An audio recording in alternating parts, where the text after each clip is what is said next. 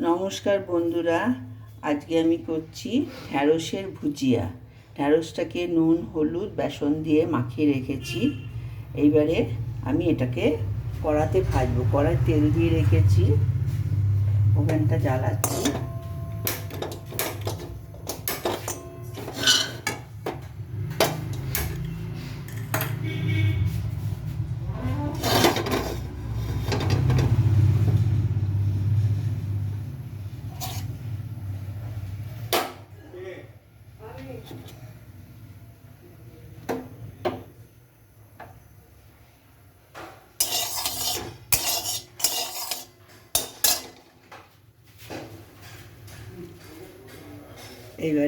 এবারে তেলটা গরম হচ্ছে।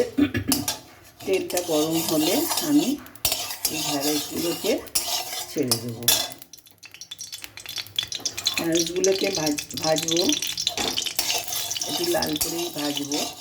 ভাজা হলেই এবারে এটাকে অনেকে ভাজার পরে ওটাকে আবার একটুখানি কারি মতন করে ঢ্যাঁড়সটাকে, কিন্তু আমি আজকে শুধু ভাজবো। ভেজে ডাল দিয়ে খেতে বেশ ভালো লাগবে, বেশ কুরকুরে হয় তো।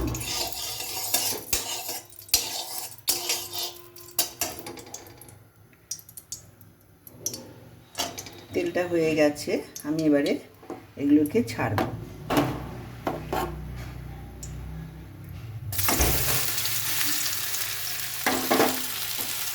অল্প ছেড়েছি, গায়ে তেলটা মাখিয়ে নিয়ে সবটাই দিয়ে দেবো।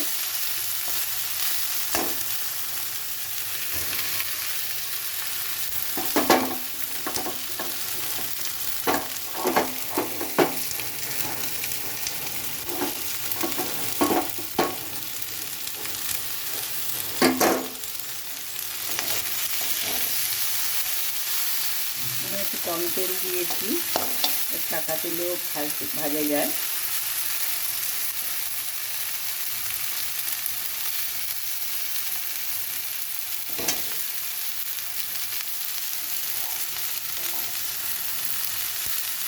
একটা পিস একটু হলেই, এটা অবশ্য বেশি সময় লাগবে না, ভাজা হলেই শেষ হয়ে যাবে।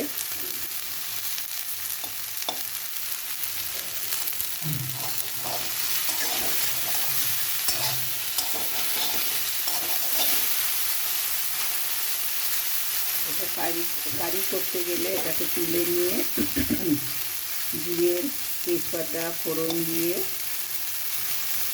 তারপরে যা যা মশলা, জিরে গুঁড়ো, হলুদ গুঁড়ো, তারপরে আদা বাটা, নিরামিষ করলে এরকমভাবে করতে হয়।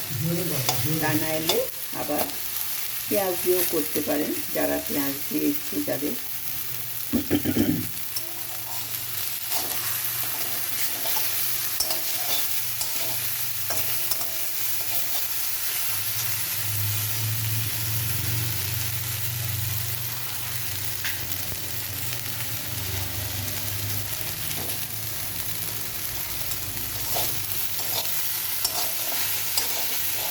একটু করে রং হচ্ছে, ঢ্যাঁড়স তো এমনি বেশি অনেকেই খেতে চায় না ঢ্যাঁড়সটাকে। ঢ্যাঁড়সটা যদি এরকমভাবে করে দেওয়া যায় বাচ্চাদের, বা অনেকে বড়রাও খেতে চায় না, খেতে ভালো লাগবে।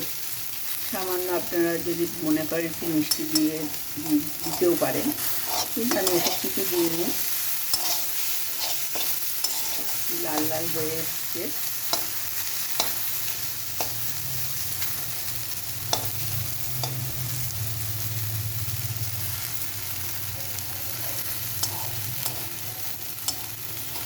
দেখুন আমার এই ভাজা হয়ে গেছে। আপনারা এটা করে খাবেন, বেশ ভালো লাগবে। ডালের সাথে একটু মুচমুচে ভাজা হয়। আর একটু বেসন দিতে পারেন, আমি অল্প করে বেসন দিয়েছি।